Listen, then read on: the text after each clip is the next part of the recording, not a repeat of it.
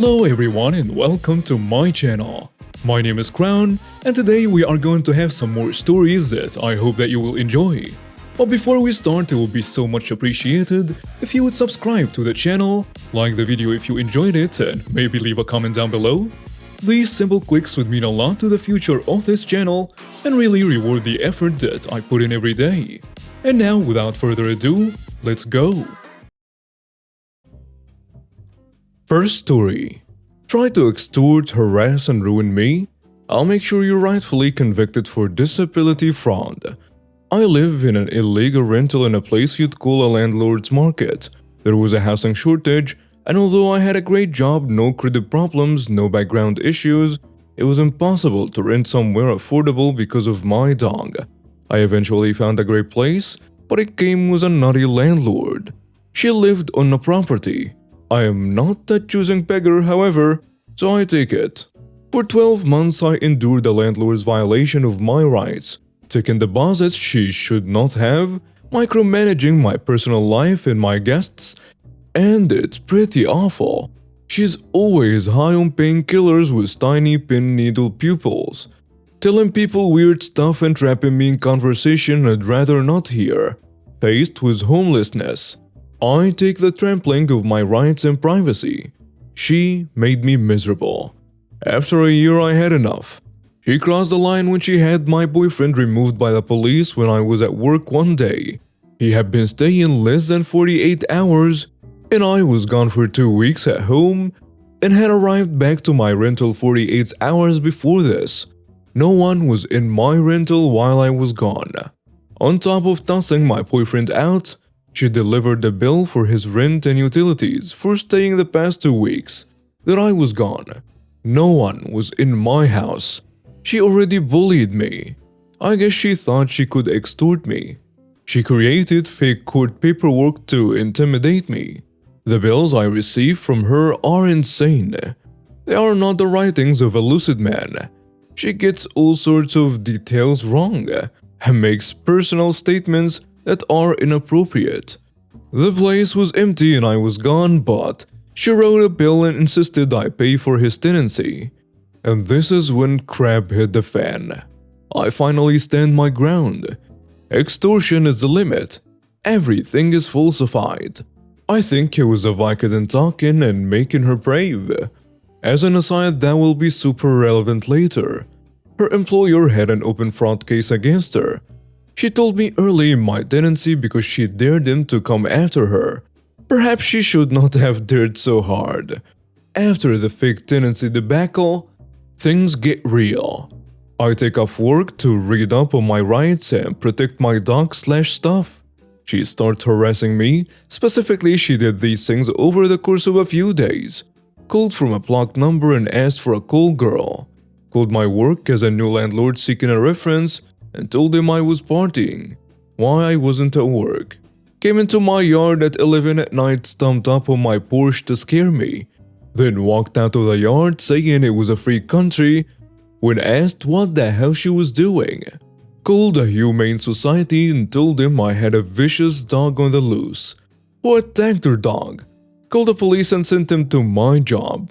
I work with kids, claiming she found drugs in my house. Needless to say, I was pretty freaked out by all of these things. I got a temporary restraining order against her. She couldn't keep trying to ruin my career and get my dog euthanized and attempting to intimidate me. It was good for 3 years. I was happy I won in court and it was a great move for my safety and empowerment. However, when I did move, about 10 days after her extortion, she falsified documents, kept my deposit, and I was forced to go back to court to get my money. Again, I won. And although it took a lot of time and energy, eventually it was garnished from her account. I not only got out of my lease rightfully, but took my deposit money back against her will, and I had a restraining order for 3 years, and she did not know my new address. I was thrilled. The torment she put me through was unbelievable. So let's cut to the revenge. Remember that fraud case she boasted about? Well, it came back to bite her. Landlord boldly did construction, high as a kite on Vicodin, while collecting disability because she was wheelchair-bound. See the issue here? She played the system to get into paid early retirement, ate pills all day, increased her property value by building up her space, and collected money from illegal rentals. 4 months before I moved out, she was doing construction, and I had a strange feeling I should document her fraud. I knew she could turn on me at any point. And well, I'm sure glad I had the foresight to do so. She had gone to work the first day of her contract, and falling out of a wheelchair on a ramp that was not up to code. Almost 4 weeks later to the day, she was happily at home, continuing with her activities, building a tool shed from scratch, and she was doing construction. With no wheelchair. Duh. She was bold and figured she could never get caught. She was doing all sorts of physical activity. I decided to film her, made sure the date was noted. I also took pictures, and some part of me just knew I should document what I was seeing because she was an awful human who was leashing off the system. She worked in education and she couldn't be fired. Her position was tenured, and she was holding her spot while on medical leave for over 4 years. They illegally couldn't hire a new teacher. Substitutes poured in and out of her classroom. Hundreds of children missed out on a legitimate education because she held her spot. She was scum. I worked in a similar field, so I knew what damage she was doing with her actions. Back to the eviction/TRO event. Shortly after moving out, when the restraining order was in effect, I went to her employer and offered evidence in his fraud case. It was a serious state-led fraud case against her. They were going after her. He was elated that I had such strong evidence. He put me in touch with private investigators. I handed over the evidence after sitting down with them and giving my statement of her activity and how she was mobile at home. I did not have to exaggerate, and I didn't have to lie. I just told them exactly what happened. Even if she didn't burn me, I feel like I was doing my civic duty by ensuring the kids had a real teacher in their classroom instead of this piece of garbage. Months later, I called the investigators and found out my evidence was what really sealed the deal. She was convicted of disability fraud. She was fired from her position and was potentially going to pay back years' worth of disability payments. I did that. I am the reason her scam fell apart. She thought she could bully me into extortion, but she didn't. She thought she could ruin my career and hurt my dog when I stood up to her. She didn't. In fact, I won. It was what I needed to be empowered after she crapped on me. It wasn't even revenge as much as standing up for myself. If she did have to pay it back, she'd only have her house to pay with. My dream is that she lost her house, ended up a renter, and just hopes for a kind landlord. Next story. 90s MMA bully served some karma. Story takes place in the late 90s, 1998-1999. I've been training martial arts from 1994 up to the unfolding events. During this time, my primarily Hapkido class had transitioned towards a more MMA-type atmosphere as my father had trained Gracie Jiu-Jitsu, plus a multitude of various other martial arts. I was an assistant instructor. He was more than happy to help my friends grow as practitioners, or even just as a person. I've been in this class from 1996, and my dad had pre-trained me starting in 1994.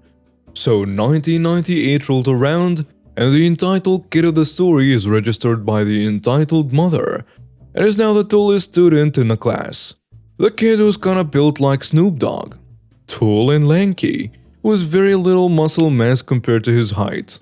After about a week, the entitled kid starts trash-talking people, cheating on exercises and warms up, and starts pushing the smaller students around, myself included, in the smaller student category. Little by little, the entitled kid is becoming one of the most disliked students in the whole class.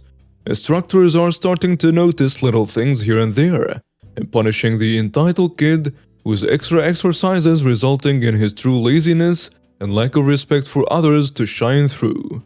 Sure enough, the entitled kid turned into the toxic child that even the instructors did not like. The day of reckoning.